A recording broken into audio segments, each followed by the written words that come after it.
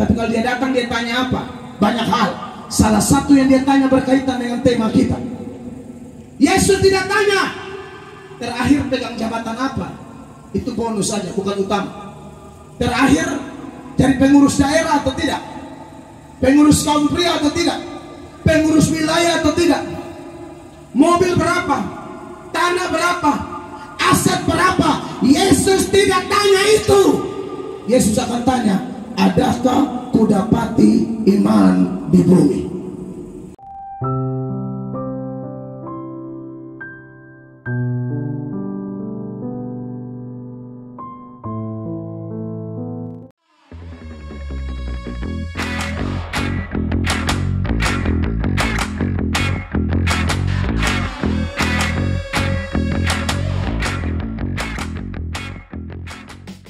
Tuhan, saya mengucap syukur karena kemurahan Tuhan.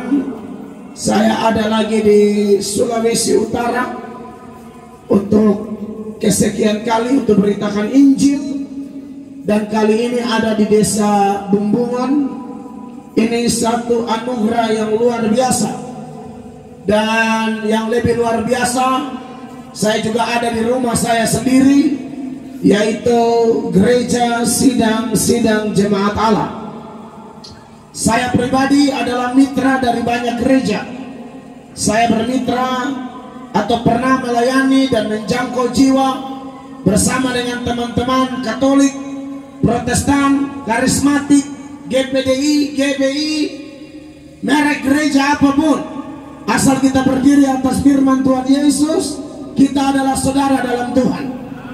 Tapi bagaimanapun, saya bersuka cita secara khusus ketika bicara di wilayah pelayanan Gereja Sidang Jemaat Allah di Indonesia. Dan Bapak Ibu jemaat yang diberkati oleh Tuhan Yesus,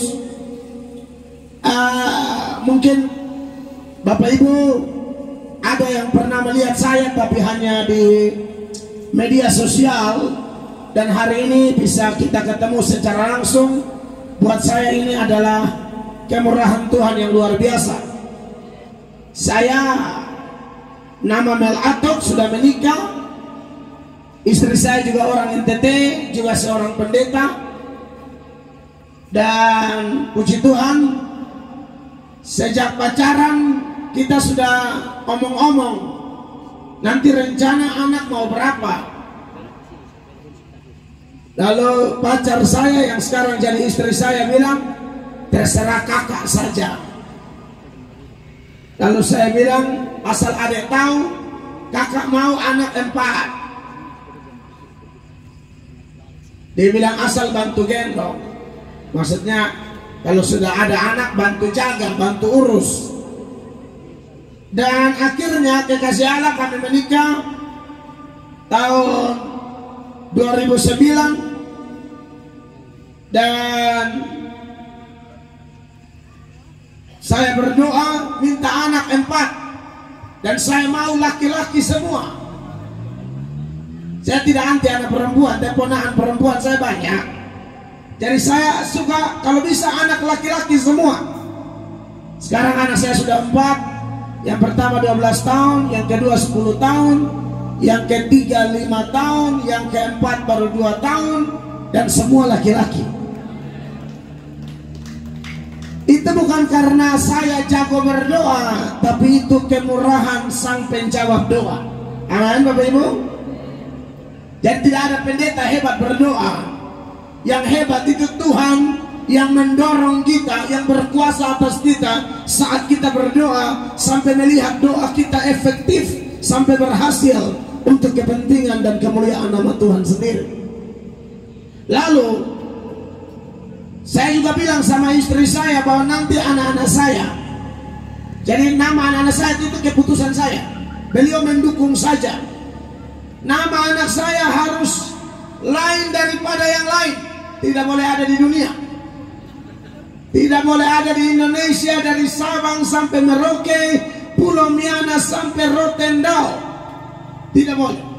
Seluruh Sulawesi Utara tidak boleh ada nama anak seperti nama anak saya. Karena saya bersepakat bersama istri memberi nama kepada anak seturut urutan abjad. Jadi anak saya 4 itu saya sapu semua huruf dari A sampai Z. Anak pertama dari A sampai F, bacanya Absdev. Ada di Sulawesi Utara itu ya, di Bumbungan tidak ada ya. Absdev, ABC itu bacanya Abs, DEF itu Dev, jadi bacanya Absdev. Lengkapnya Absdev Melbris Joynes Hormuato. Anak kedua sambung dari G, HIJKL, bacanya Gitschkel. Tidak ada di sini, saya. Kalau sampai ada itu berarti meniru nama anak saya dan boleh saja. Yang ketiga sambung dari MNOPQRS, bacanya bagaimana? Nopkirs. Yang keempat huruf yang sisa T sampai Z, bacanya Tufexis. Dulu waktu saya kasih nama anak begini, ada teman di Dispendu Kota Kupang NTT bilang, Pak, nanti bagaimana bikin surat-suratnya, susah, orang pusing. Tidak tuh. Kemarin saya bawa anak saya ke Israel, memang mereka agak bingung baca di sana. Aman tuh. Visa Australia jadi tuh, visa Amerika jadi, nggak susah. Namanya hak saya kasih nama anak, suka-suka saya dong. Jadi semua surat-surat ternyata beres, aman kok. Dan nama anak saya itu ada arti. Saya suka tiru orang Yahudi kalau memberi nama kepada anak, selalu ada hubungan dengan Tuhan Allah. Yeskiel, Allah kekuatanku. Ismael itu dari kata Shema dan El, Allah mendengarkanku. Jadi kasih nama anak harus ada arti. Dan kita orang Kristen, arti nama anak-anak kita harus berhubungan dengan Tuhan Allah. Nama anak saya yang pertama Absdev, itu artinya anak berkat, cinta, damai, empati, firman. Gitschkel generasi Haus Injil, jalan kehidupannya lurus. Nopkirs, manusia nyatakan otoritas, power, quality, raja sorgawi. Tufexis belum ada, saya masih pusing, nanti baru saya cari arti. Dan puji Tuhan, kami melayani atau menggembalakan satu gereja di NTT di Kota Kupang, Gereja Sidang Jemaat Allah, Jemaat Amazing Grace. Di gereja itu saya tempel di situ, saya tulis di situ, bengkel orang berdosa. Bagi saya, gereja bukan tempat berkumpulnya para malaikat. Amin. Gereja adalah tempat berkumpulnya orang-orang berdosa yang sudah menerima Yesus sebagai Tuhan dan Juru Selamat, dan kemudian mereka diperbaiki, dibaharui terus-menerus supaya semakin hari semakin serupa dengan gambaran Sang Kepala Gereja, Yesus Kristus, Tuhan namanya. Beri tepuk tangan bagi dia. Dan Bapak Ibu jemaat yang diberkati oleh Tuhan, kami bersyukur gereja Tuhan yang kami layani mengalami pertumbuhan, perkembangan baik secara kuantitas maupun kualitas yang luar biasa. Kenapa? Kekasih-kekasih Allah, karena Tuhan sendiri berjanji kalau Dia yang memulai, Dia tidak akan kerja setengah-setengah. Dia memulai, Dia akan meneruskan sampai seluruh rencananya tergenapi sempurna bagi gerejanya dan setiap orang yang memutuskan mengikuti Dia. Amin. Dan malam ini selama 3 malam kami ada di Bumbungan untuk memberitakan firman. Seperti Pak Camat bilang, seperti doa Bapak Pendeta, harapan kita bahwa warga Bumbungan dan sekitarnya yang sudah hadir malam ini dan akan hadir besok dan malam terakhir, kita semakin kuat. Amin. Sesuai tema utama kita apa? Iman yang bertumbuh. Saudara yang diberkati oleh Tuhan Yesus Kristus, malam ini saya mau ajak kita membaca firman Allah bersama-sama. Akan saya bahas ayat ini dari Yohanes pasal 6 ayatnya yang ke-37. Yohanes 6 ayat 37. Bapak Ibu perhatikan ayat ini di layar di depan, dan dalam hitungan ketiga kita baca sama-sama. Yang sudah menemukan katakan haleluya. Baik, ayat 37. 1, 2, 3. Semua yang diberikan Bapa kepadaku akan datang kepadaku, dan barang siapa datang kepadaku, ia tidak akan kubuang. Sekali lagi Bapak Ibu, 1, 2, 3. Semua yang diberikan Bapa kepadaku akan datang kepadaku, dan barang siapa datang kepadaku, ia tidak akan kubuang. Bapak Ibu jemaat yang diberkati oleh Tuhan Yesus, menarik kalau kita menyoroti tema KKR kita, yaitu iman yang bertumbuh. Iman adalah sesuatu yang sangat penting bagi kehidupan saya dan saudara di hadapan Allah pencipta langit dan bumi, dan juga di hadapan sesama. Alkitab mengatakan, saudara-saudara, iman adalah dasar dari segala sesuatu yang kita harapkan, dan bukti dari segala sesuatu yang tidak pernah kita lihat. Amin. Bagi pandangan Yesus, orang yang berbahagia adalah sekalipun kita tidak pernah melihat Dia, tapi kita percaya pada Dia. Ini iman yang luar biasa. Amin. Kita kebanyakan belum pernah lihat Yesus. Saya tidak tahu di Sulawesi Utara, saya tidak tahu di Pumbungan, tapi di NTT ada orang-orang yang mengaku anggota persekutuan doa, yang sedikit-sedikit punya penglihatan, katanya lihat Tuhan. Saya curiga mereka terlalu banyak lihat kalender. Ada gambar Yesus gendong domba.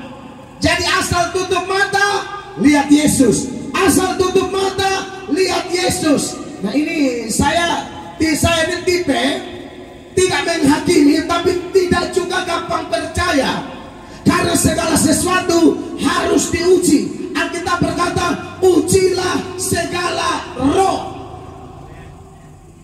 Karena sering banget ada tuh yang nyanyi-nyanyi. Anda bayangkan, saya tidak tahu, sekali lagi Sulawesi Utara, di Bumbungan, silakan ingat-ingat apakah ada yang sama. Ada persekutuan doa tertentu, itu nyanyi-nyanyi, jangan lelah bekerja di ladangnya Tuhan. Tiba-tiba ketua persekutuan doanya bilang begini, stop, Tuhan ada omong. Bayangkan, stop, langsung dia bicara dengan Tuhan. Ya Bapak, oke, baik Bapak, ya oke dah, salam. Saya nih waktu hadir, saya langsung antara percaya tidak percaya. Gampang banget, tahu-tahu minta maaf. Ketua persekutuan doanya ternyata seorang gay, homoseks. Orang-orang begini suka aneh-aneh, bikin Tuhan tuh kelihatan murahan. Ada lagi yang mengaku melihat Tuhan, tapi tidak pernah akur dengan tetangga. Tapi sedikit-sedikit tutup mata, lihat Tuhan. Tutup mata, lihat Yesus. Tutup mata, lihat Petrus. Saya pikir ngeri juga ini orang ya. Tapi hidup tidak pernah akur dengan tetangga. Benarkah orang begini melihat Allah? Saya tidak percaya. 1 Yohanes 4 ayat 20. Nanti Pak Pendeta Angki baca buat kita ayat ini. Dengar Bapak Ibu.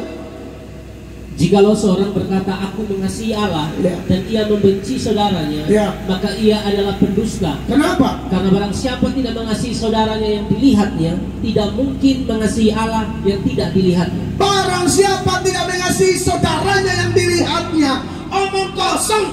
Kalau dia mengasihi Allah yang tidak bisa dilihat, tidak ada seorang yang pernah melihat Allah. Yohanes 1 ayat 18 itu jelas, itu ayat. Perhatikan. Tidak seorang pun yang pernah melihat Allah. Tetapi anak tunggal Allah yang ada di pangkuan Bapa, dialah yang menyatakan. Nah, Yesus yang menyatakannya. Dan Yesus bilang apa? Di Matius Yohanes pasal 20 ayat 29 itu, bahwa yang berbahagia kita semua yang tidak melihat namun percaya. Amin. Perhatikan, Kata Yesus kepadanya, karena engkau telah melihat aku, maka engkau percaya. Berbahagialah mereka yang tidak melihat namun percaya. Berbahagialah mereka yang tidak melihat namun percaya. Tidak melihat namun mengasihi Dia. Tidak melihat namun menyembah Dia. Tidak melihat tapi yakin suatu saat kalau saya tutup mata di sini, saya buka mata di sana, dan saya akan face to face, bertatap muka dengan Yesus Kristus Tuhan. Amin, kekasih Tuhan. Oleh karena itu, iman memang sesuatu yang sangat penting. Tanpa iman tidak ada seorang pun berkenan kepada Allah. Saudara bandingkan dengan Ibrani 11 ayatnya yang ke-6, dengan jelas penulis Ibrani berkata, tetapi tanpa iman tidak mungkin orang berkenan kepada Allah. Di situ, tetapi tanpa iman tidak mungkin orang berkenan kepada Allah. Amin, Bapak Ibu. Iman ini sangat penting, kekasih Allah. Apapun yang kita lakukan, kalau tidak dengan iman, berdosa. Jadi Pak Camat ada, Pak Polisi ada. Jadi camat tidak dengan iman, dosa. Jadi polisi tidak dengan iman, dosa. Bahkan jadi pendeta tidak dengan iman, berdosa. Bikin KKR tidak dengan iman, berdosa.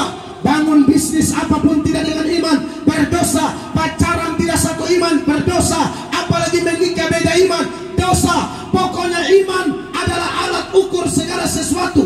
Tanpa iman, bikin apapun dosa. Mana dasarnya? Roma 14 ayatnya yang ke-23. Bahkan hal sepele, makan minum saja tanpa iman dosa, apalagi hal-hal yang besar. Perhatikan ayat ini Bapak Ibu.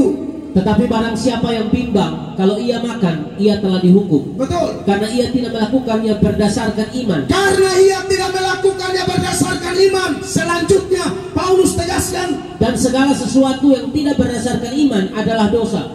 Dan segala sesuatu, Bapak Ibu dengar, yang tidak berdasarkan iman adalah dosa.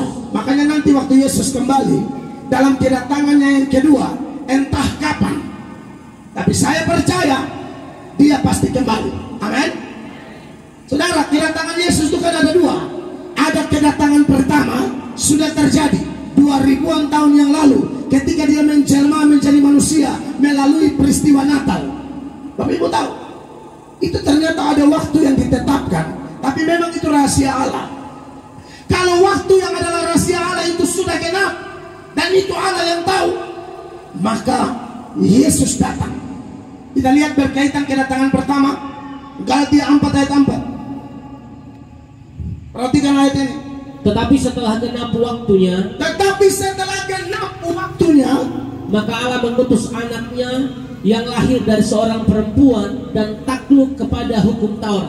Iya, lahir dari seorang perempuan itu bicara hari Natal, ketika Yesus dilahirkan oleh Ibu Maria. Ayat ini berkata, tetapi setelah genap waktunya Yesus datang. Padahal janji tentang Yesus dalam kedatangan pertama sudah diberikan kepada Adam, sudah diberikan kepada Abraham, sudah diberikan kepada Musa, sudah diberikan kepada Daud, Yesaya, Yeremia, bahkan semua nabi perjanjian lama. Inti beritanya cuma satu, Yesus Kristus. Makanya ketika Dia menolong Klopas dan temannya dalam perjalanan tinggalkan Yerusalem menuju Emmaus, dalam Lukas 24 ayatnya yang ke-27, Tuhan Yesus bilang begini sama Klopas dan temannya. Lalu Ia menjelaskan kepada mereka apa yang tertulis tentang Dia dalam seluruh kitab suci, mulai dari kitab-kitab Musa dan segala kitab nabi-nabi. Iya, apa yang tertulis tentang Dia dalam seluruh kitab Musa dan seluruh kitab nabi-nabi. Berarti Yesus adalah inti berita semua pengkhotbah luar biasa, mulai dari Adam sampai Maliaki. Artinya bahwa itu sudah dijanjikan, tapi genapinya kapan? Pada waktu hari Natal. Nah sekarang kita lagi tunggu kedatangan yang kedua Bapak Ibu. Kapan kira-kira Yesus datang? Pokoknya begini, Alkitab berkata dalam Matius 24 ayat 36 tentang hari dan saat itu tidak ada seorang pun yang tahu. Amin. Malaikat di sorga juga tidak, anak juga tidak, hanya Bapa yang tahu. Kedatangan Yesus tidak bisa diduga. Jadi kalau ada yang menduga-duga pasti salah. Ulang. Kedatangan Yesus tidak bisa diduga. Jadi kalau ada yang menduga-duga, pasti salah. Charles Taze Russell, itu pendiri Saksi Yehova. Dia menubuatkan 2 kali Yesus datang, dua-dua meleset. Dua-dua salah. Nah, kalau nubuatannya sudah meleset, ajaran selanjutnya pikirkan sendiri. Itu berarti itu. Ada lagi yang menubuatkan, namanya Pak Mangapin Sibuea. Pernah dengar? Di Balai Endah, Jawa Barat, 2003, dia menubuatkan Yesus datang. Yang paling mengerikan, katanya Yesus datang di NTT. Serius ini. Di satu desa namanya Pariti. Pariti. Orang-orang di Pariti itu, baik yang dari GSIA atau dari sinode lain, tinggalkan sinodenya, ikut nubuatan Pak Mangapin Sibuea. Tunggu Yesus di sana. Maka utusan-utusan gereja pergi menasihati setiap anggota jemaat dan berkata, ingat Matius 24 ayat 36, tidak ada yang tahu. Dia tidak, Pak Mangapin tahu. Ini ayat bilang, malaikat tidak tahu, siapapun tidak tahu, Tuhan Yesus tidak tahu. Kok Pak Mangapin tahu? Maka utusan-utusan gereja ini dibawa ke belakang rumah mereka. Mereka tunjuk di atas pohon kelapa. Mereka sudah gantung lampu Petromax. Utusan gereja tanya, kenapa gantung lampu Petromax? Malam kami kasih menyala supaya Yesus datang tidak salah tempat. Kurang ajar. Dia lupa kalau Yesus pencipta alam semesta. Masa Yesus tidak tahu Pariti, Bumbungon? Dia tahu semua dong. Amin. Kok bisa gantung Petromax? Tunggu. Pak Mangapin telepon, ada perubahan. Yesus tidak jadi datang di NTT, Yesus datang di Jawa Barat. Mereka tunggu di Jawa Barat, doa berjam-jam, tunggu Yesus, tunggu Yesus. Yesus tidak datang, polisi yang datang. Benar. Ini ada sejarahnya. Ini kita ngomong karena sudah fakta, bukan fitnah atau hoax. No. Ini kisah nyata, sudah terjadi. Ini hanya contoh aja bahwa berkaitan dengan second coming, kedatangan kedua, jangan menduga-duga. Urusan kita siap aja. Amin. Dia pasti kembali, tahu usah duga-duga.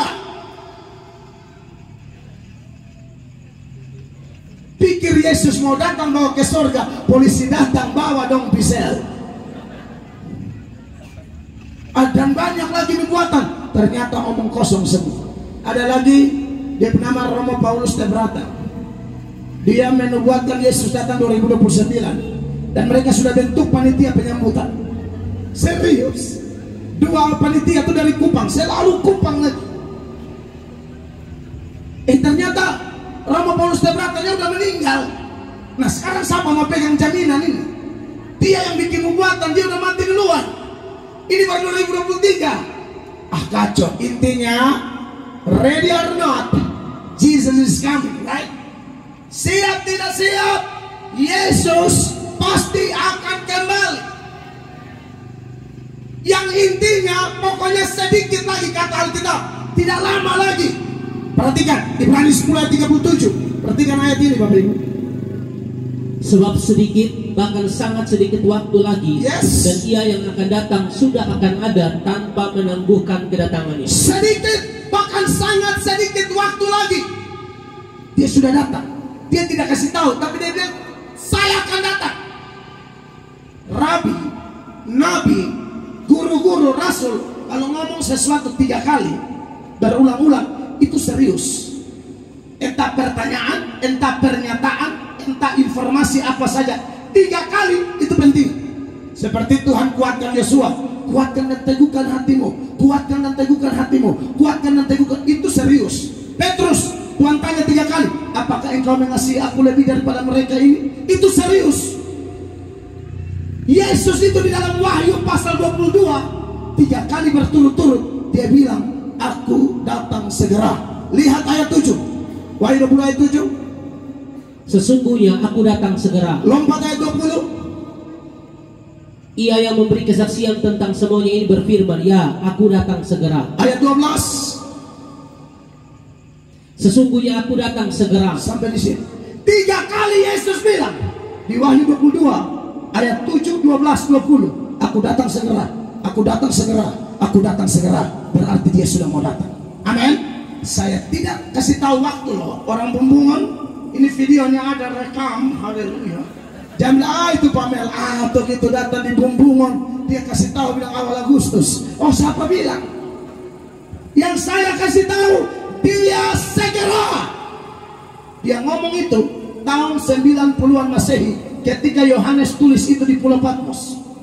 Sekarang itu 90-an Masehi, sekarang 2023 Masehi. 90-an Masehi saja dia bilang segera. Apalagi 2023 logikanya masuk lebih dekat lagi. Tapi kalau dia datang dia tanya apa? Banyak hal. Salah satu yang dia tanya berkaitan dengan tema kita. Yesus tidak tanya terakhir pegang jabatan apa. Itu bonus saja, bukan utama.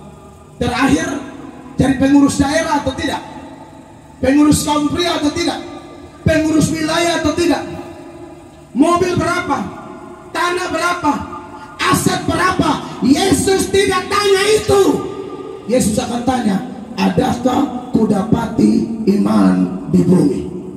Buka Lukas 18 ayat 8. Perhatikan. Aku berkata kepadamu, Ya, ia akan segera membenarkan mereka. Akan tetapi jika anak manusia itu datang, adakah ia mendapati iman di bumi? itu yang Yesus cari. Tema kita ini serius. Sebelum saya lanjut, ini lampu disco bisa kasih mati? Tolong dulu. Saya lihat beberapa opa matanya mulai kalah. Ini kita kayak mau dance together, right? Please.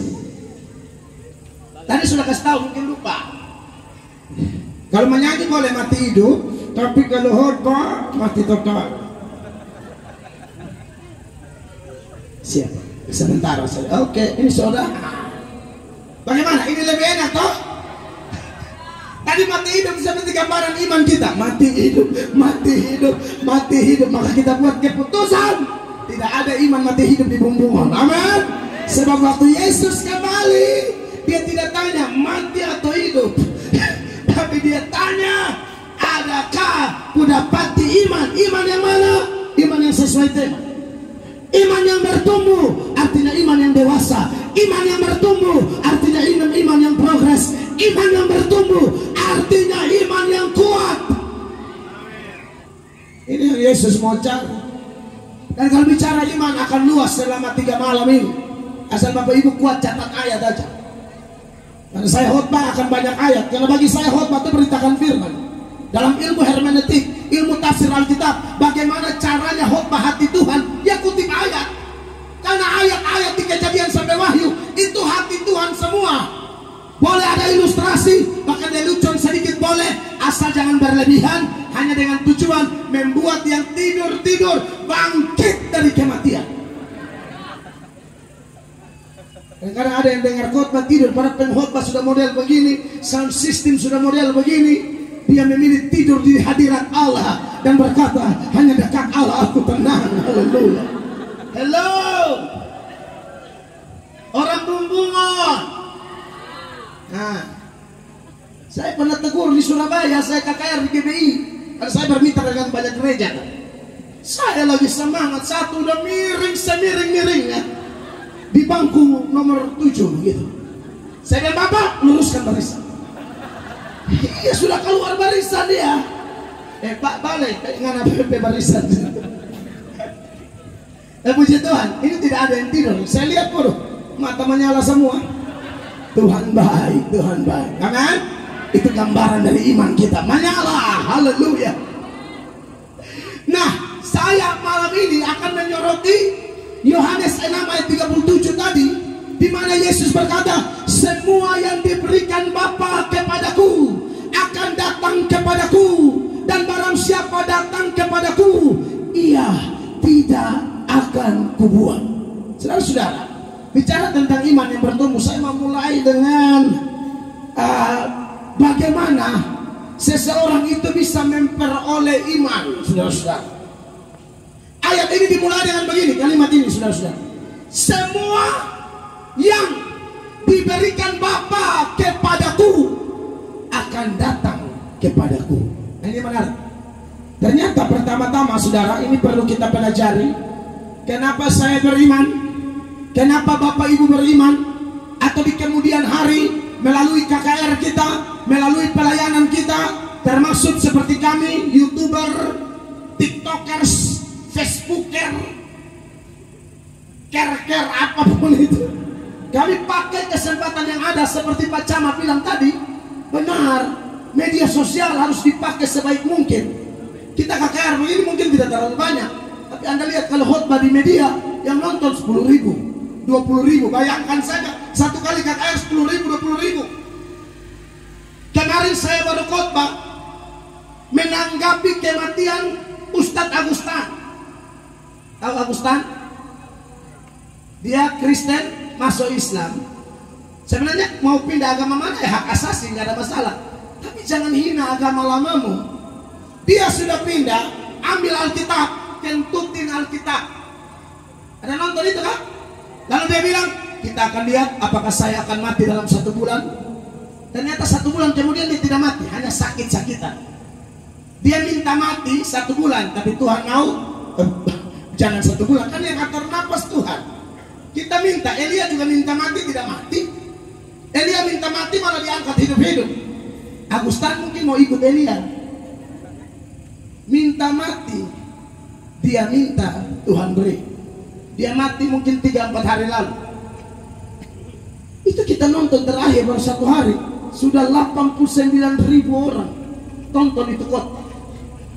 Berarti siapapun mereka, kalau mereka tonton dan kemudian mereka datang kepada Tuhan, ayat ini berkata semua itu diberikan Bapa kepada Yesus.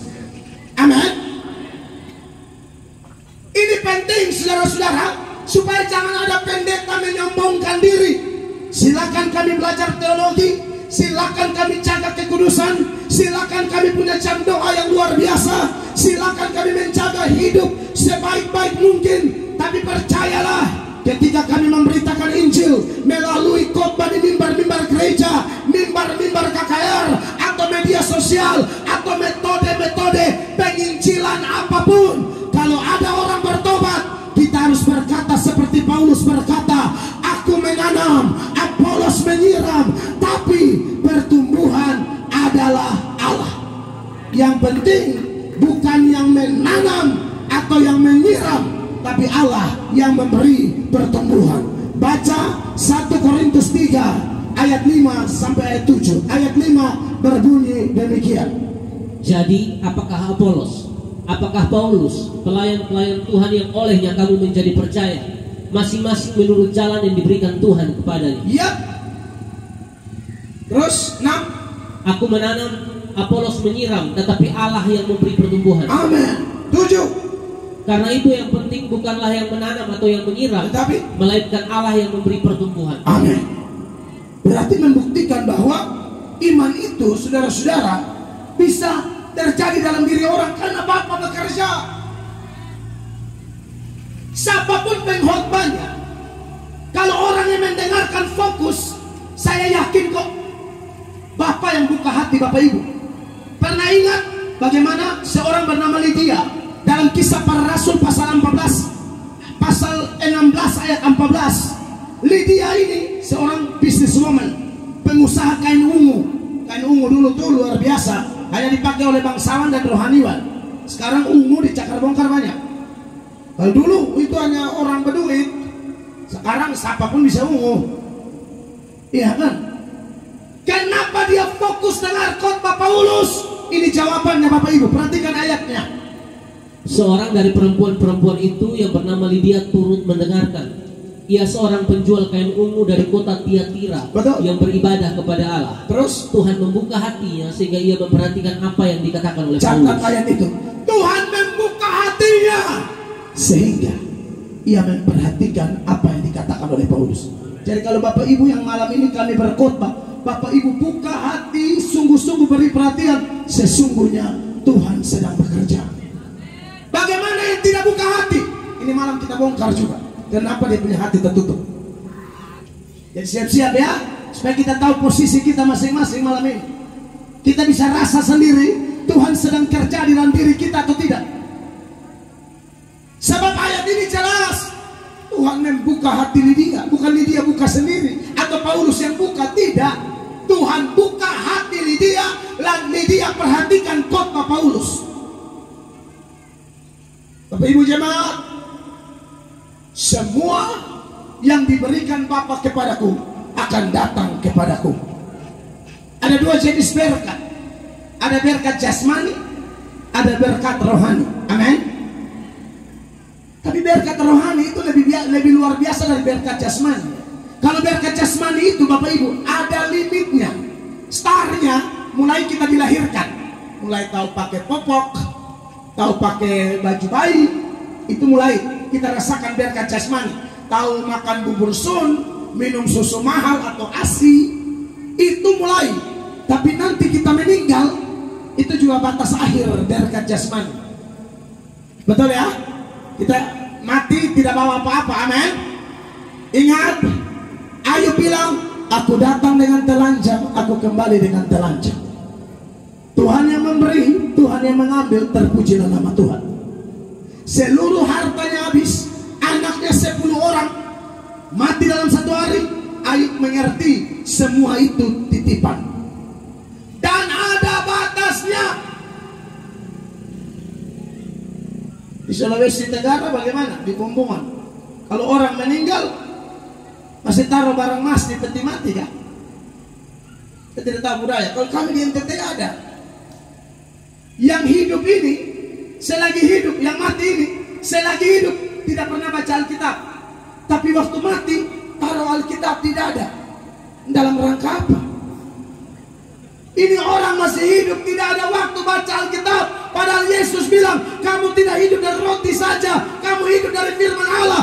Tapi tidak pernah baca Alkitab. Tapi geser TikTok tuh bisa 6 jam, 7 jam. Geser terus, geser terus. Tidak ada waktu untuk firman. Tapi mati, taruh Alkitab. Dia mau baca? Tidak mungkin. Sebelum datang sini, saya baru khotbah di penghiburan orang mati. Dalam khotbah saya bilang, saya tidak khotbah buat jenazah. Jenazah sudah sampai nomor antriannya. Kita ini lagi menuju nomor antrian semua. Tidak tahu siapa duluan. Sebelum sampai di nomor ini, buat keputusan. Karena khotbah ini untuk orang hidup, bukan untuk orang mati. Amin Bapak Ibu. Ada yang taruh barang emas, dia lupa di surga tuh jalan emas semua. Aspalnya aja dari emas. Amin. Wahyu 21 ayat 21. Dan ke-12 pintu gerbang itu adalah 12 mutiara. Ya. Setiap pintu gerbang terdiri dari 1 mutiara, dan jalan-jalan kota itu dari emas murni bagaikan kaca bening. Jalan-jalan kota dari emas murni. Jadi yang buat pakai gigi emas sebelum meninggal cabut. Cabut, bagi-bagi cucu. Ada orang satu, kamu gigi rahang, kamu gigi depan, kamu gigi bawah. Amin. Takutnya sampai sana malaikat bilang, aduh oma, kenapa tempel aspal di gigi? Di sana aspal. Di sini kan kita pakai barang emas, waduh, gayanya, goyangannya. Di sana aspal. Jadi, kalau Bapak Ibu punya harta apapun, ingat, lahir tidak bawa, mati tidak bawa. 1 Timotius 6 ayat 7, jemaat dengar ayat ini. 1 Timotius 6 ayat 7. Sebab kita tidak membawa sesuatu apa ke dalam dunia, dan kita pun tidak dapat membawa apa-apa keluar. Amin. Jadi mati pangkat kasih tinggal, semua kasih tinggal. Makanya lucu aja kalau ada orang yang masih hidup, orientasinya hanya cari pangkat, cari kedudukan, tidak cari firman seperti malam ini. Anda rugi besar. Tapi diberkatilah Bapak Ibu yang punya pangkat, punya kedudukan, tapi Anda tahu pangkat kedudukan ini hanya sementara. Yang paling penting iman yang bertumbuh. Karena Yesus datang tanya, adakah aku dapat iman di bumi atau tidak? Jangan cari harta terus, cari pangkat terus. Orang yang percaya kepada Tuhan jangan takut. Bukan kita yang kejar berkat, berkat yang kejar kita. Mau kerja susah payah apapun, kalau Tuhan tidak berkati, tidak akan. Amsal 10 ayat 22. Berkat Tuhanlah yang menjadikan kaya, susah payah tidak akan menambahinya. Mau kerja kayak apapun, kalau Tuhan tidak berkati mau apa? Amin. Tapi bagi kita orang beriman, kita tahu bahkan lagi tidur pun Tuhan berkati kita. Mazmur 127 ayat 2. Sia-sialah kamu bangun pagi-pagi dan duduk-duduk sampai jauh malam, dan makan roti yang diperoleh dengan susah payah, sebab ia memberikannya kepada yang dicintainya pada waktu tidur. Ia memberikan kepada yang dicintainya pada waktu tidur. Ini bukan ajar kita malas loh ya, bukan. Hanya memberi keyakinan bahwa soal yang begini-begini, berkat-berkat lahiriah, jangan takut. Jelaskan rumusnya, Matius 6 ayat 33. Tetapi carilah dahulu kerajaan Allah dan kebenarannya, maka semua kebutuhan kita akan Allah tambahkan, akan Allah cukupkan. Jadi Bapak Ibu terkasih, berkaitan dengan iman, itu yang utama. Tapi saya mau tekankan, kalau orang bisa beriman, itu karena kita mengalami berkat rohani yang mengalahkan berkat jasmani. Kalau berkat jasmani ada startnya, ada finishnya. Berkat rohani yang bernama iman yang menyelamatkan, itu tidak ada start, tidak ada finish. Kenapa? Kalaupun ada start, startnya luar biasa, yaitu sebelum dunia dijadikan, Alkitab berkata Tuhan telah memilih kita. Amin. Jadi kita semua yang hadir malam ini, yang buat keputusan menerima Yesus sebagai Tuhan dan Juru Selamat, tahukah Bapak Ibu, sebelum dunia diciptakan Allah telah memilih kita. Bandingkan dengan Efesus pasal 1 mulai ayat 3 dan seterusnya. Inilah berkat rohani itu. Terpujilah Allah dan Bapa Tuhan kita Yesus Kristus, yang dalam Kristus telah mengaruniakan kepada kita segala berkat rohani di dalam surga. Mengaruniakan kepada kita segala berkat rohani. Apa berkat rohani yang dibicarakan di sini?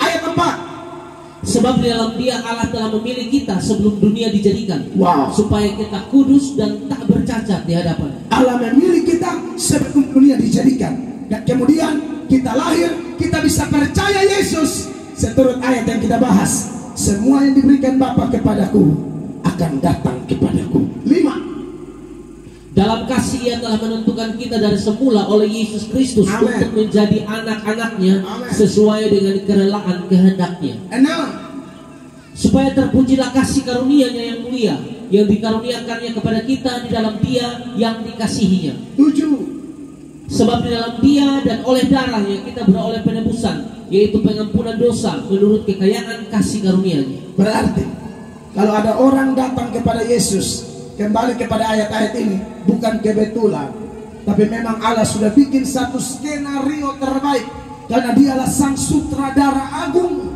yang merancangkan keselamatan atau iman yang kita miliki hari ini, Bapak Ibu terkasih.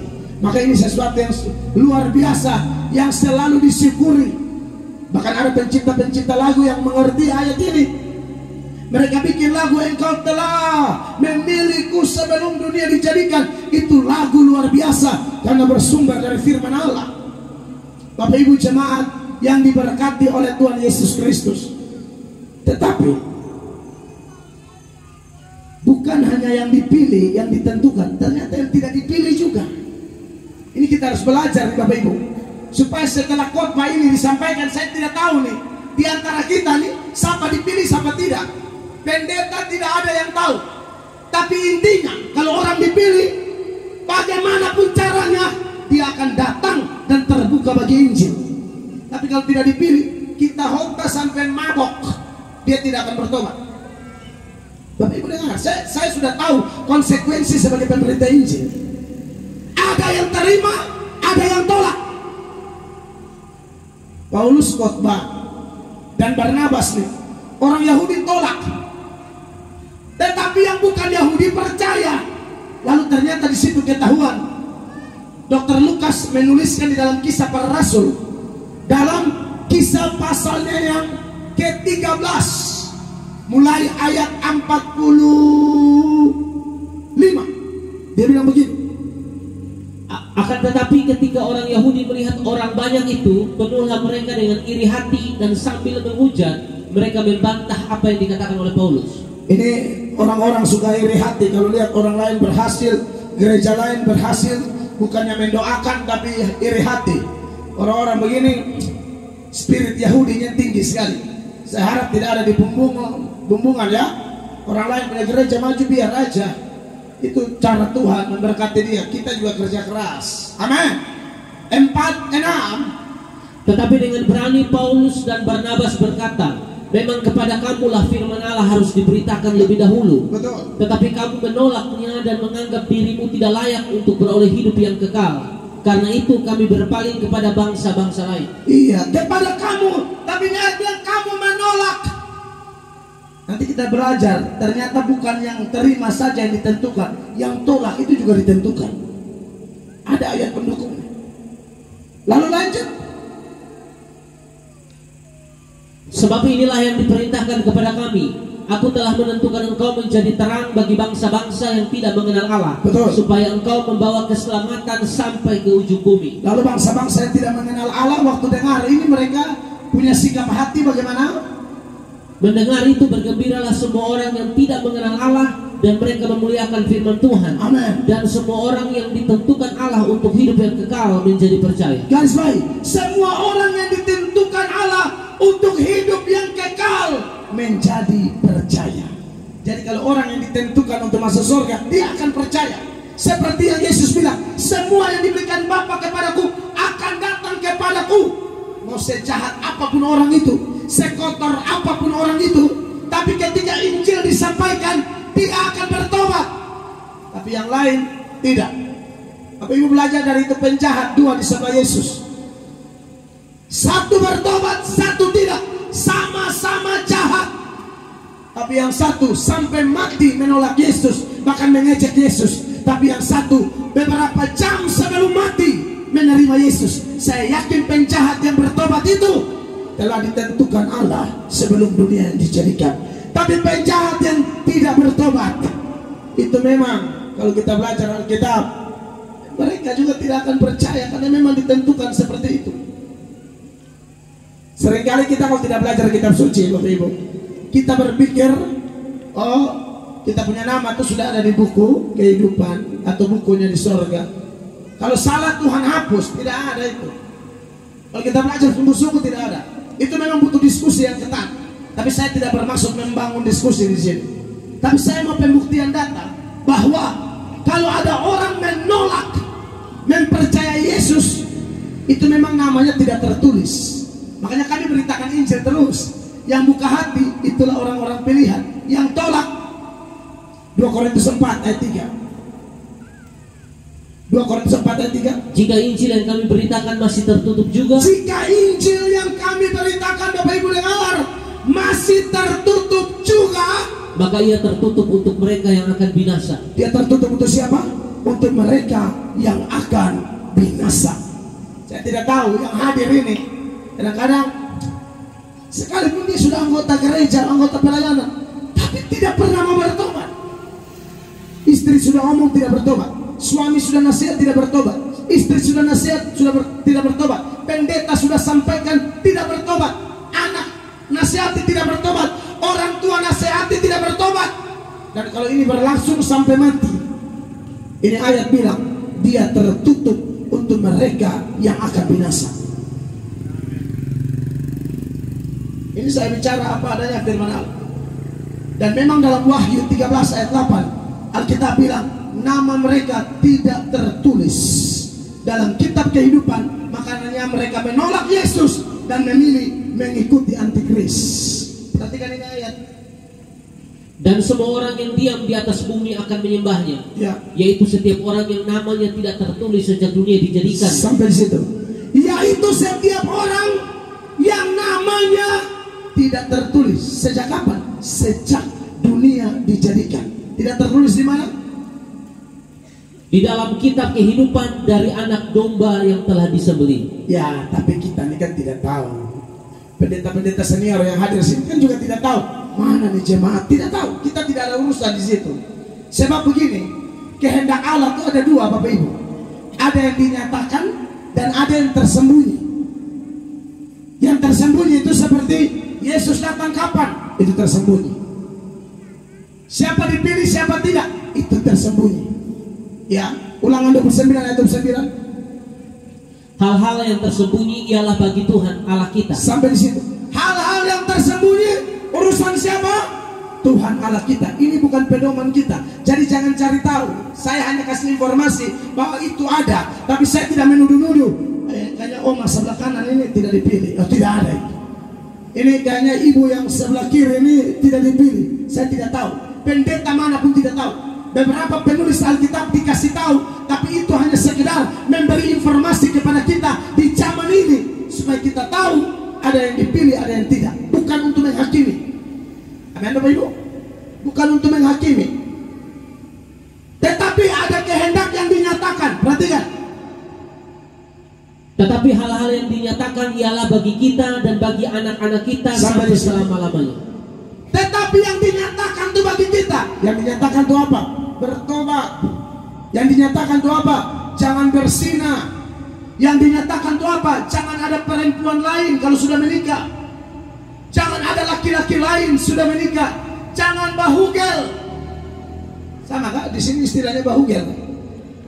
Saya khotbah di Lamongan. Orang Lamongan kasih tahu, saya KKR di Manado. Mereka WhatsApp, Pak, di sini kadang-kadang satu gereja bahugel. Laki orang sama istri orang bahugel. Padahal paduan suara do. Lalu do lama-lama dia korek. Ingat saya berdoa di Bumbungan tidak ada. Di beberapa titik di Sulawesi Utara, informasi yang saya dapat, bahkan panitia bilang, Pak, tolong hantam itu dulu. Di sini tidak ada panitia ngomong itu, luar biasa. Serius. Tidak ada panitia bilang, Pak, tolong itu, tidak ada. Panitia hanya bilang, di sini gereja Tuhan bersatu. Beri tepuk tangan yang meriah bagi Tuhan. Kurang lebih 5 atau 6 gereja, tapi persaudaraannya kuat. Itu yang penting. Amin. Tapi andai kata panitia tidak tahu bahwa memang ada yang bahugel karena dia sangat jago, sampai orang tidak tahu, saya sarankan bertobat. Jangan sampai Anda seperti Yudas, ada di grup Yesus tahu-tahu pengkhianat kebenaran. Ingat, kepalsuan Yudas Simon Petrus tidak tahu. Kepalsuan Yudas Yakobus tidak tahu, Thomas tidak tahu, Bartolomeus tidak tahu. Tidak ada yang tahu. Satu-satunya yang tahu Yudas itu palsu atau tidak, dipilih atau tidak, cuman Yesus. Bahkan dalam doa sendiri Yesus pernah ngomong dalam Yohanes 17 ayat 12. Tuhan Yesus doa, sebut Yudas, tapi murid-murid tidak tahu siapa yang satu itu. Selama aku bersama mereka, aku memelihara mereka dalam namamu. Amen. Yaitu namamu yang telah engkau berikan kepadaku. Aku telah menjaga mereka dan tidak ada seorang pun dari mereka yang binasa selain daripada dia yang telah ditentukan untuk binasa. Selain daripada dia yang ditentukan untuk binasa. Terus? Supaya genaplah yang tertulis dalam kitab suci. Siapa dia? Yudas. Makanya Tuhan bilang dalam Yohanes 6 ayat 64, dia tahu di antara mereka ada satu tidak percaya. Tetapi di antaramu ada yang tidak percaya. Sebab Yesus tahu dari semula siapa yang tidak percaya dan siapa yang akan menyerahkan dia. Saya sudah bilang, kawan-kawannya tidak tahu, cuma Yesus yang tahu. Tapi nanti peristiwa ini sudah terjadi, tahun 90-an Masehi, baru Yohanes sebut namanya. Tapi itu sudah terjadi dulu, baru terbongkar, oh dia ternyata dia ini anak iblis. Orang terima Yesus itu anak Allah. Yudas ikut pelayanan, tapi Yesus bilang anak iblis. Anda bisa bayangkan itu. Saya berharap pelayan gereja orang Kristen di Bumbungan tidak ada yang demikian. Amin. Ikut Yesus betul. Jangan ikut Yesus, tapi bukannya dipimpin Roh Kudus, tapi kemasukan iblis. Lukas 22 ayat 3. Maka masuklah iblis ke dalam Yudas yang bernama Iskariot, seorang dari ke-12 murid itu. Bisa pelayan kok iblis masuk enak-enak aja. Masuklah iblis. Bahkan di satu ayat, saya agak lupa, tapi semoga saya sebut benar. Itu selesai perjamuan, Yudas itu kerasukan setan. Coba, kalau tidak salah ya, Yohanes 18 ayat 23 kalau tidak salah. Salah ya, pendeta juga manusia.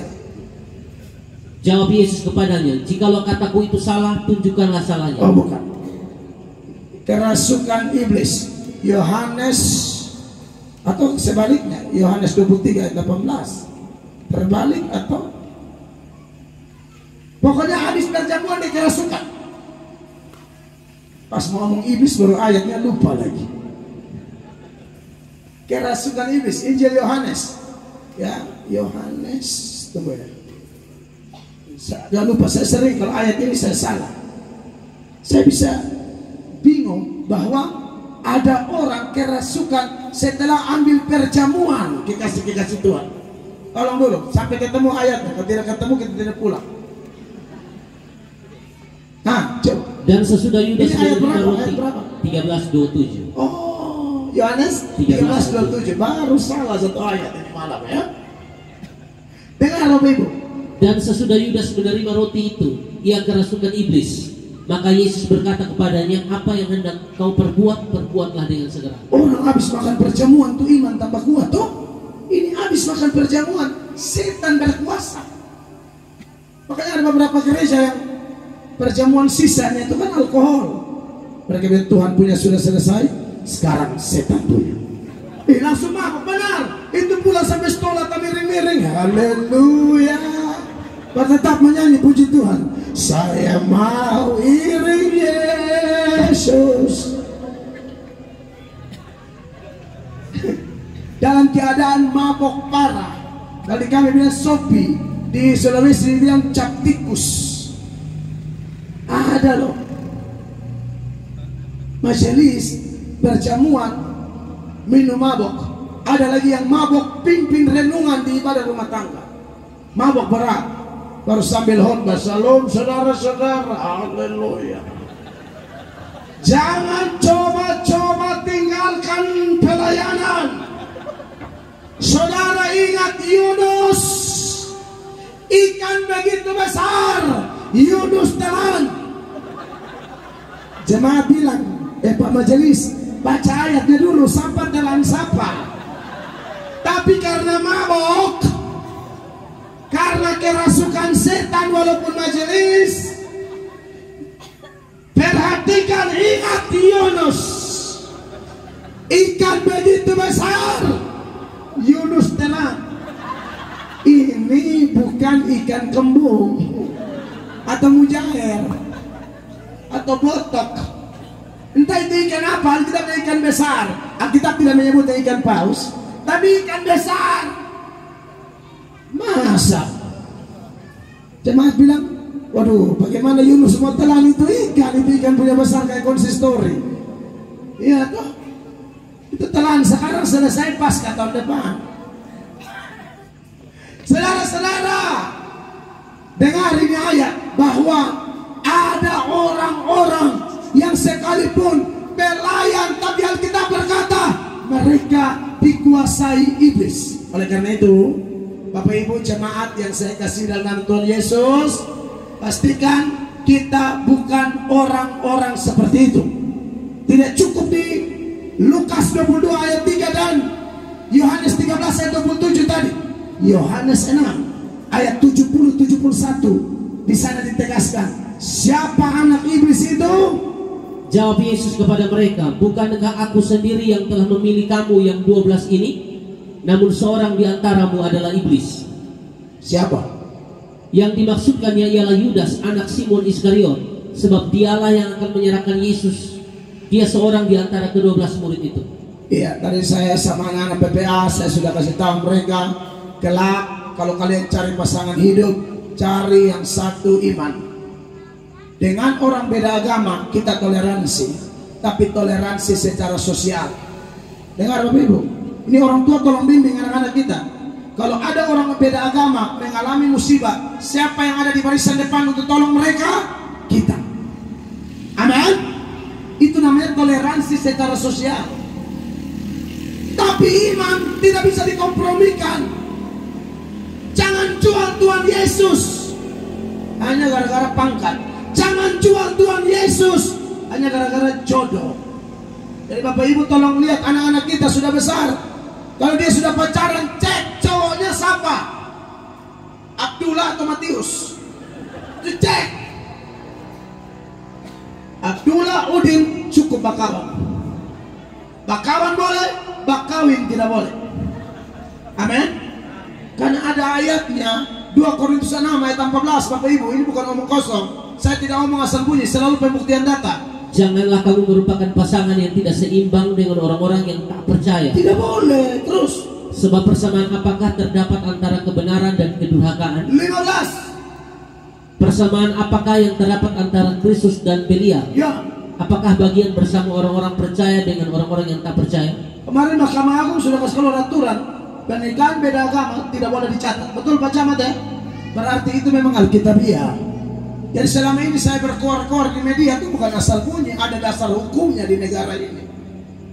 Banyak orang yang pikir, oh Pak Mel ini terlalu jahat. Terlalu jahat apa? Lebih baik saya kasih tahu, anak-anak jangan minum ini ya, saya sudah pelajari, ini racun. Minum, nanti 5 menit kemudian mulut mulai berbusa. 30 menit kau mati. Ini racun. Contoh kalau ini racun ya. Tapi anaknya kepala batu. Saya tidak percaya. Minum dia mati. Kami itu kasih tahu mana bahaya, mana baik. Aman.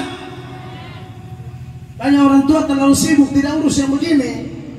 Saya tidak bisa. Bagi saya dan tim, kami bertiga datang di Bumbungan ini langsung disambut kayak keluarga. Dan sebagai keluarga saya pegang prinsip firman Allah, teguran nyata-nyata lebih baik daripada kasih yang tersembunyi.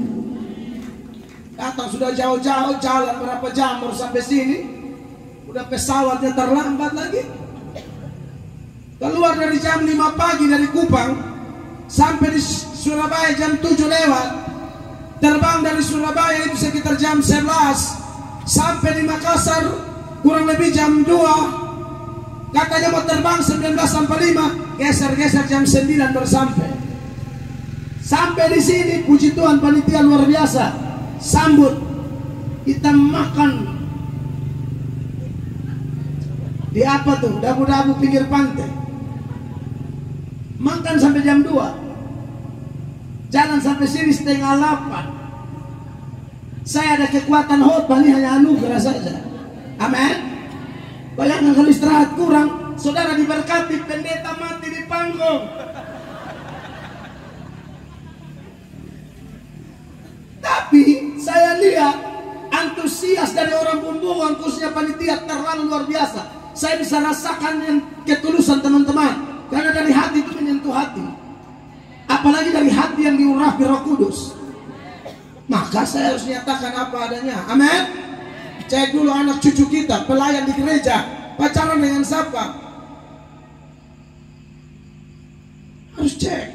Karena ini ayat bilang kalau begitu tidak boleh. Ini ayat 14, 15 apa? Sudah baca. Silakan 15. Oh sudah baca. Jadi kalau yang ada pacaran begitu buat adik-adik, habis ini maju kita foto bersama dulu. Kasih putus. Kasih putus buat apa ngana? Pegang-pegang itu cinta terlarang. Kasih putus kita bilang. Amin. Bisa cinta Mahmud padahal Lazarus ada doa di gereja. Berkata kirim Maria datang. Maria pergi cari Ahmad. Wah. Bertobat kau Maria. Kembali ke jalan yang benar. Amin. Tapi kalau kita sudah terlanjur nikah beda agama gimana? Ya jangan bercerai, tapi itu salibmu. Bawalah dia kepada Kristus. Kalau kamu sudah salah start. Oh iya, mau ngomong apa lagi? Memang salah start. Tapi yang belum ada ancang-ancang, ingat, saya sudah sampaikan ya, pendeta itu harus lebih jaga perasaan Tuhan Allah daripada perasaan manusia. Karena takutnya nanti saya mati, Tuhan pasti tanya, waktu saya utus kau ke Bumbungan, kau ngomong itu atau tidak? Saudara masih ingat apa yang Tuhan bilang sama Yehezkiel di Yehezkiel 33 mulai ayat 7 dan seterusnya. Ayat 7 Bapak Ibu, pendeta ini bebannya berat loh, makanya bertobatlah pendeta-pendeta cari aman. harus bertobat. Anda terlalu jaga perasaan manusia, Anda mati Tuhan cek mati. Tolong baca dulu ayat 7. Dan engkau anak manusia, aku menetapkan engkau menjadi penjaga bagi kaum Israel. Ya. Bila mana engkau mendengar sesuatu firman daripadaku, peringatkanlah mereka demi namaku. 8. Kalau aku berfirman kepada orang jahat, hai orang jahat, engkau pasti mati. Hai orang jahat, engkau pasti mati. Tapi pendetanya tidak ngomong. Dan engkau tidak berkata apa-apa untuk memperingatkan orang jahat itu supaya bertobat dari hidupnya. Maka apa yang terjadi? Orang jahat itu akan mati dalam kesalahannya, Tuhan. tetapi aku akan menuntut pertanggungan jawab atas nyawanya daripada hamba Tuhan itu bertanggung jawab. Kita khotbah apa? Tapi kalau kita suruh bertobat, suka saya tahu, tapi tidak bertobat, 9. Kita lolos, mana yang hancur? Tetapi jikalau engkau memperingatkan orang jahat itu supaya ia bertobat dari hidupnya, tetapi ia tidak mau bertobat, ia akan mati dalam kesalahannya, tetapi engkau telah menyelamatkan nyawamu. Aman kita.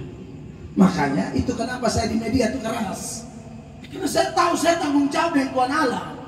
Makanya Paulus bilang apa di Galatia 1 ayat 10? Saya tidak akan jaga kesukaan manusia, saya jaga kesukaan Allah. Karena kalau jaga kesukaan manusia dan bukan kesukaan Allah, aku bukan hamba Kristus. Jadi bagaimana sekarang? Adakah ku cari kesukaan manusia atau kesukaan Allah? Adakah ku coba berkenan kepada manusia? Sekiranya aku masih mau mencoba berkenan kepada manusia, maka aku bukanlah hamba Kristus. Amin Bapak Ibu. Tidak gampang loh jadi pendeta. Saya ini sekarang lagi tidak disukai oleh beberapa pejabat. Karena saya hantam, Pak pejabat yang ada perempuan piara, bertobat. Buat kau yang dipiara oleh pejabat, orang piara itu piara anjing, babi, kucing, kau kenapa kena piara? Itu tidak disukai. Tapi saya tidak akan jaga perasaan pejabat. Amin. Saya khotbah di Natal Polda NTT, pas Pak Polisi ada, saya bicara tegas, itu ada di media. Saya bikin tema di situ, polisi wajib nonton. Saya khotbah di Natal Polres Maluku di Kota Ambon, ngomong hal yang sama. Khotbah di Kejaksaan Agung, tapi sampai sekarang videonya mereka tidak posting. Kejaksaan Agung. Makanya orang tuh kalau dengar Melato tuh langsung bilang, pendeta kejam. Kejam apa? Sekali lagi, lebih baik Tuhan tegur pakai khotbah daripada dia tegur pakai tumor. Ulang. Amin. Lebih baik dia tegur pakai pengkhotbah dari NTT nama pendeta Melato daripada dia tegur pakai kanker, tumor, bangkrut, dan paling parah dia pakai neraka.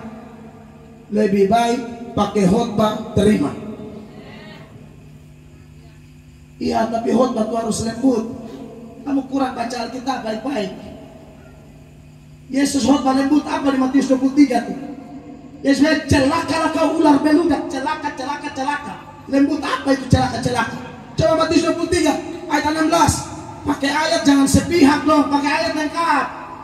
Celakalah kamu, hai pemimpin-pemimpin buta yang berkata, bersumpah demi bait suci, sumpah itu tidak sah.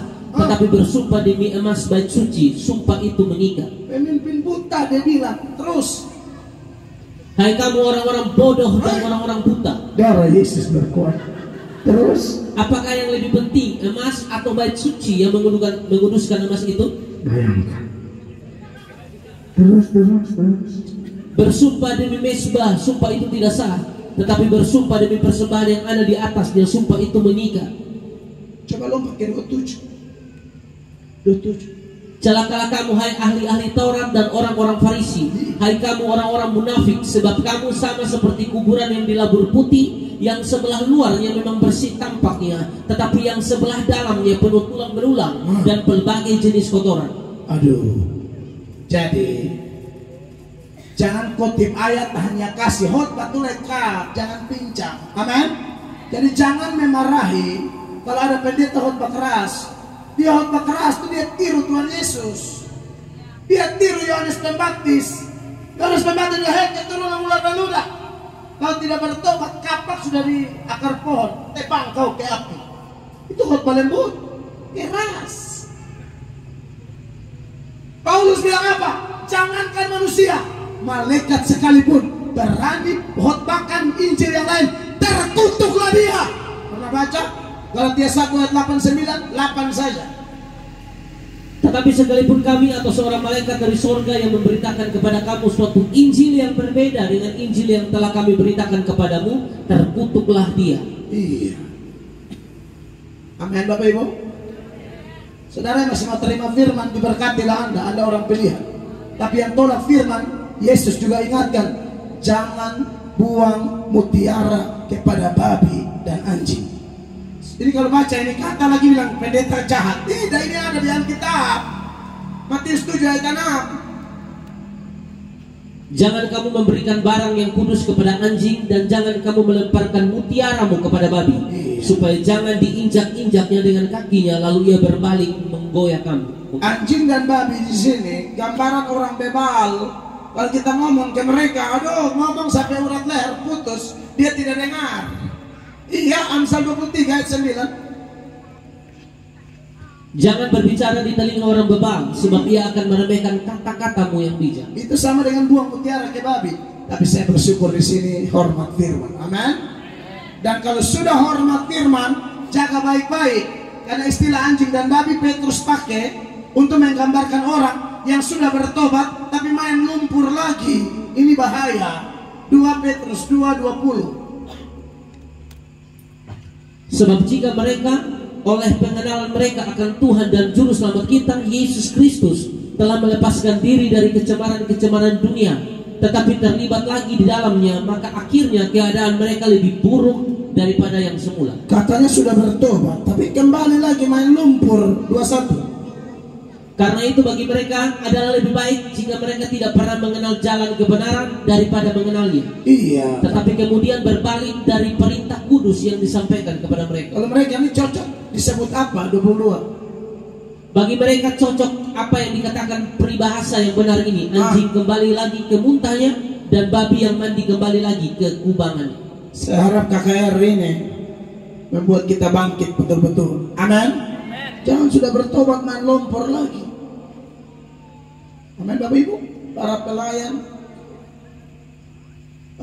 pria kaum bapak, departemen kaum pria, dan semua kita yang hadir di ruangan ini.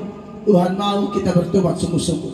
Dan saudara yang menerima ini dengan sukacita adalah orang-orang pilihan Allah. Amin. Dan kalau kita mendengar ini dan kita rasa, aduh ini saatnya saya datang, itu ayat berkata dalam Yohanes 6 ayat 37 itu yang kita bahas. Dia bilang apa? Semua yang diberikan Bapa kepadaku akan datang kepadaku, kepada Yesus saja sebagai satu-satunya jalan dan kebenaran dan hidup. Yesus berkata, akulah jalan dan kebenaran dan hidup. Akulah jalan, artinya di luar dia tidak ada jalan. Akulah kebenaran, artinya di luar dia hanya ada kesalahan. Akulah kehidupan, artinya di luar dia hanya ada kematian. Jadi siapapun yang datang, tidak peduli masa lalu Anda, ayat ini bilang berkata, ia tidak akan kubuang. Saya yang khotbah ini, aduh ini mantan penjahat berat. Tadi saya berbagi ke anak-anak muda yang saya kasihi tadi di ruangan. Aduh jahat berat, karena memang papa dan mama juga tidak bertobat toh. Lingkungan keluarga tidak menunjang. Kapal selam Rusia itu kalau masuk ke dalam 1 bulan berkeluar. Amerika punya 3 bulan. Kalau keluarga kami itu bisa 10 tahun berkeluar. Kayak orang Sulawesi bilang burung tahun. Ini kapal selam jenis ini lebih canggih dari Amerika. Masuk tidak keluar-keluar. Mau keluar itu pas Natal. Nah ini baru kapal selam keluar semua. Jadi Rusia kalah. Keluarga saya itu betul-betul Natal pun tidak ke gereja. Natal pun tidak ke gereja. Di rumah main cai langkung. Tahu minta angka dulu porkas. Bapak Ibu masih ingat porkas? Porkas itu adik kandungnya SDSW.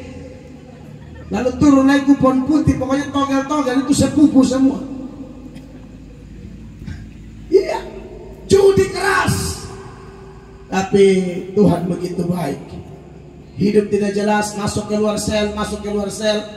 Makanya waktu saya khotbah di polisi itu Pak, saya bikin tema dendam pendeta Melato kepada polisi. Dulu polisi pukul saya gila-gilaan. Maka saatnya pembalasan tiba. Tidak, saudara-saudara. Saya ditangkap polisi berkali-kali, tidak pernah bertobat. Sel, terali besi, pukulan polisi tidak mampu merubah saya, kecuali Yesus Kristus. Tidak akan kubuang, tidak peduli masa lalu kita. Aduh, troublemaker bikin kacau, tusuk orang di depan gereja. Orang sudah berteriak, Tuhan Yesus tolong pun, saya tusuk dia sampai 10 lubang. Ada yang pernah saya pukul, dia sudah jadi polisi. Pas dia pengamanan waktu saya KKR, dia biasa lompat pendeta, lalu dia bercanda, untung pendeta. Kalau bukan saya pucak betul-betul.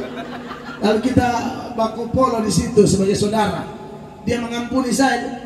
Dia tahu saya siksa dia parah karena dia ganggu saudara perempuan saya. Dia bilang, untung kamu jadi pendeta. Kalau berani kamu pegawai kantor pos, mati kamu. Saudara-saudara diberkati oleh Tuhan, masa lalu hancur benar, hancur sekali. Tapi hari ini saya keliling kemana-mana beritakan Yesus yang menerima aku apa adanya. Dia menjadikan aku ciptaan baru. Maka siapapun Bapak Ibu yang datang malam ini, bagaimanapun masa lalu kita, datang pada Yesus. Dia berkata, marilah kepadaku semua yang letih, sumber beban berat, aku akan memberi kelegaan kepadamu. Khotbah malam pertama sampai di sini. Besok kita lanjut malam kedua. Beri tepuk tangan yang meriah bagi Tuhan Yesus. Saya selesai. Tuhan memberkati. Mari kita berdiri.